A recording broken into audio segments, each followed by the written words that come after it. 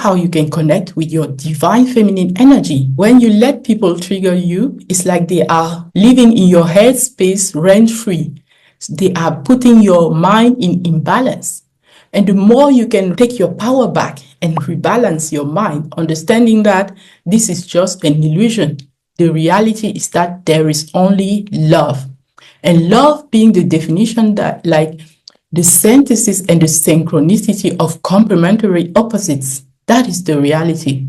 Meaning that if at some moment you only see the triggers, then you are not seeing the benefit, like your empowerment that will come from seeing that trigger and healing it. And this is also a beautiful way how you can connect with your divine feminine energy, because you are above the perception, the lopsided perception of, oh, this is bad and that is good. You can understand that they are all illusions and there is a center where there is only love. If you can connect to that part by balancing the mind, understanding that all the things that your mind is telling you, all your mind chatter is not necessarily the truth. All your mind shatters is just a perception at one moment in time. When you understand that, you can then be balanced. And when you are balanced like that in your mind, you are also relaxed in your body. And when you are in that state, you have actually connected with your divine feminine energy. I would like to think that the solar plexus is the seat of our divine masculine energy, but it's just a feeling, right? Because we also need our masculine energy. And you see, the heart center is where the down and the above are meeting together. You have 3 main energy centers below the heart and 3 above. The heart is like where the divine and the animalistic both meet, and they meet in love. So we have our survival at the root, then our desires at the sacral chakra, sacral energy center. Then we have our personal power at the solar plexus.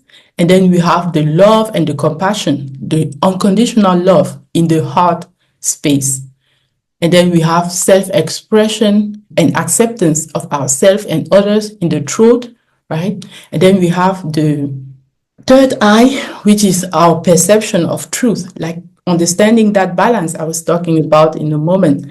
And then there is our crown, which is the connection with the divine, like the illusions are gone. We understand that now the oneness, the freedom from the illusions. It's so beautiful because when you do inverted positions in yoga, for example, because yoga is also a beautiful way how you can connect with your feminine energy. It helps you be more in tune with your breathing, with your body. You know, in yoga, we combine the movement of the body with the breathing. You can follow your breathing, and when you are doing something, a movement that they call asana, when you are doing something that brings you out of breath, you know that you are pushing too much, and then you start to come back to a more natural breathing rhythm, right? And this practice will help you connect so much with your intuition inside, with the voice within, with the inner guidance, which is the divine guidance. So things like inverted positions will help you to connect with the divine, and it can give you that courage. One of my favorites is like the headstand that I've already mastered, but the handstand, I'm still working on that, like not every day. The handstand is something that I can do on the wall, but not free in the middle of the room, right? But I would love to be able to do that in the middle of the room. And with yoga, it's also such a thing because some people can get so, how to call it, overly courageous and want to force it. Like, okay, I want to do the handstand, so I will try it until I go and be successful at that. But when you have that mindset, it might lead you to having an accident, right? Because you are not really in the spirit of yoga, who is like following your body, listening to your body, and going with what your body is guiding you to do. When you bring that energy of, yes, I will do this, I will do this, it's more like you are bringing your personal power and you are going to push it until it looks like you want it to look. But what if you enjoy yourself, right? So this is a danger. And that's why you need to really be gentle with yourself. When you are gentle with yourself like that, that is also connecting with your feminine energy. The other way, where you try to push it and to control it and to have it your way, well, it can be a wounded masculine energy. And we are constantly working on ourselves, right, with inner work. Inner work is such a beautiful and important way how you can connect with your divine feminine energy. And this means not only eliminating the limiting beliefs, right, writing down in your journal and finding out, why do I feel like this? Where did I feel that feeling for the first time? Do I want to keep it? How can I let it go? And what do I want to replace it with? Right? In my course, A New You, I've really talked about how to replace those limiting beliefs. Like, you can let them coexist in your mind, but know that it is a game, and the one who is going to win is the one who is going to take the next step. For example, if the next step is to do this live stream like I'm doing right now, and you say, oh no, I don't feel like live streaming today, it is okay if it's your feminine energy, for example, guiding you to rest, like I did also yesterday. Sometimes you need to slow down to realign. Like I also teach in the last session of my course, Feminine Rebirth, about your dream business, right? The foundation for your dream business. So sometimes when you listen to your body, you really understand that, yes, it's the time to rest right now, in order to realign, in order to get that inspiration again. Because inspiration, creativity, sensuality, sexuality, those things are related to our feminine energy, to our sacral energy center, right? And when you can realign like that, then the next day, for example, you can check again your energy and see if you are going to be present and high vibrational to do the live stream with the inspiration, with the download. That you can see right now, I don't look so much on my notes because I'm downloading everything that I'm transmitting to you right now, right?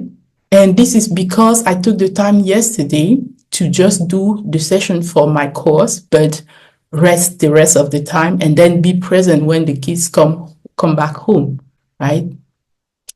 So I really love this. Oh, hi. If you have a question for me, I'll be so happy to answer it. I'm so happy that you catch my live stream, Marie. I know who you are. We know who you are. So welcome. I'm so happy to have you here. Yes, I'm talking about slowing down, right? Sometimes it's really important to slow down in order to flow again and in order to glow. Because imagine that I was so tired and I say, no, I have planned to. One of my secrets is that when I teach my lesson, like in my course, I have already the energy, right? And I'm already ready, like makeup ready and my cute clothes. And so it's easier for me to do a live stream right after that. And my energy is on point, right? So this is one of my secrets for the time management. But for yesterday, for example, I had to slow down, like, okay, I will take a nap and rest. And then the time that I had available was just to do my session, but not for a live stream because the kid came back from school, but I could be present. And another beautiful thing that helped me to take care of my family at the same time is to do some meal prep. In my family, we love to have fresh food, right? But for this week, for example, I decided, okay, I'll be busy doing my videos and stuff in the week. So on some days of the week, I want to have food already prepared in the fridge. And I do some chili con carne because I know that it's easily frozen in the fridge.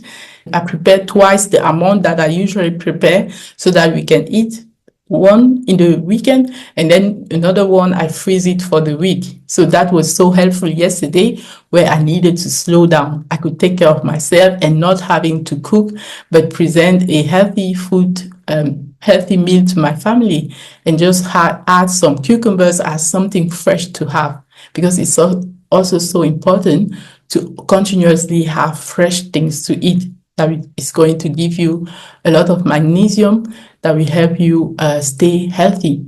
I heard somewhere that iron is like the blood of the living beings, like animals and human beings, and magnesium is the same for the plants. So the more you eat fresh stuff like fresh cucumber, fresh carrots and stuff like that, or the more you drink some juice like fresh carrot, apple juice, freshly pressed green juices, this is going to help you to have those magnesium and iron in balance.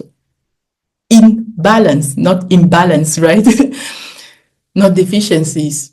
And for the iron, well, the animal products are so rich in those and easily absorbable for the body. But for people who don't want to eat animal product, well, they can have supplementation and talk to your practitioner, general practitioner, to have those.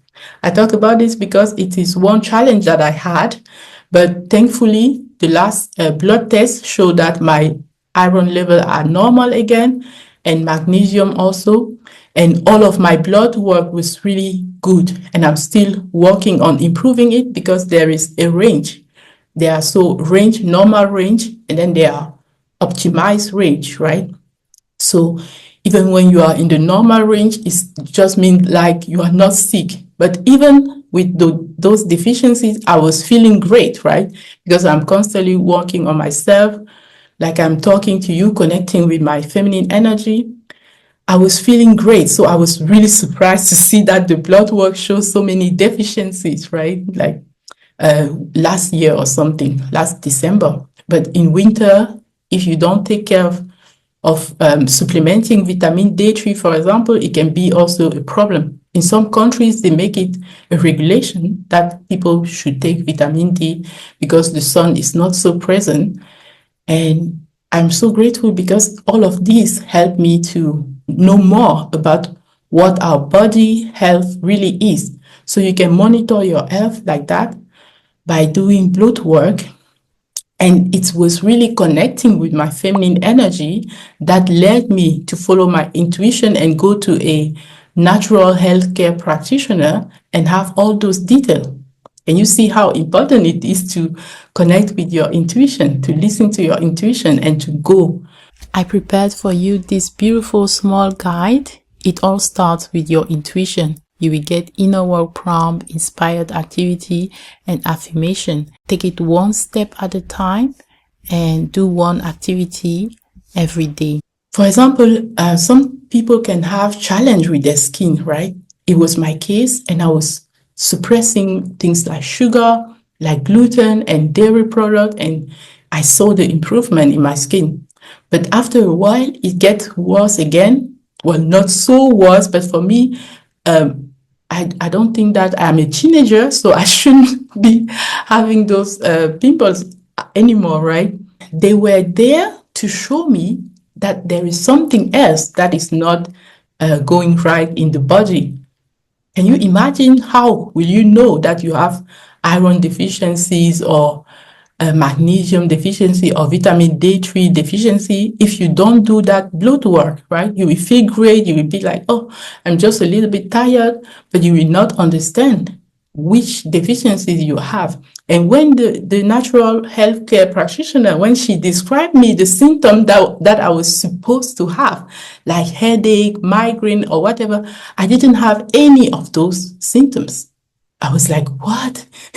So sometimes your intuition will guide you toward doing something before you get the symptoms, before you get sick. So I was so lucky, so blessed to discover that thing on time and start working on that so that I am now in a normal range, right?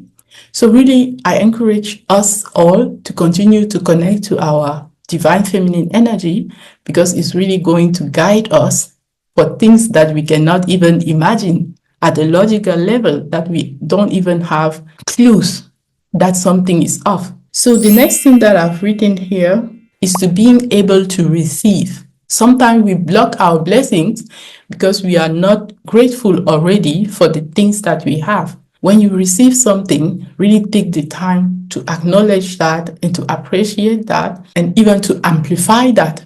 So when you receive a little thing, take it like it can be a cup of tea. Take it and say, wow, I'm so grateful for this cup of tea. What did the cup of tea represent, right? Like if it's your husband that made that cup of tea for you, see the support, see the love, see the intimacy that we have so that that relationship can bring you this cup, right? And when you do so, you get more. When you can receive with gratitude, amplifying that feeling, your vibration get higher, and so you can attract more of the thing that match that vibration. If it's money that you receive, you can take those €1. For example, these last days, I was so finding money here and there, right? And I see, wow, this is God sending me the money, right? And you take that €1 and you imagine that is €100 that you just received like that, and you give the appreciation as if you just received 100 or 1,000 euros or dollar, right? Depending on what currency you live with. Why not even 1 million, right? Receive that €1 as if you just received 1 million. What happens is that your brain cannot differentiate, right? If you just receive €1 or 1 million. And so the gratitude that you have is really making you feel so good. I prepared for you this beautiful small guide.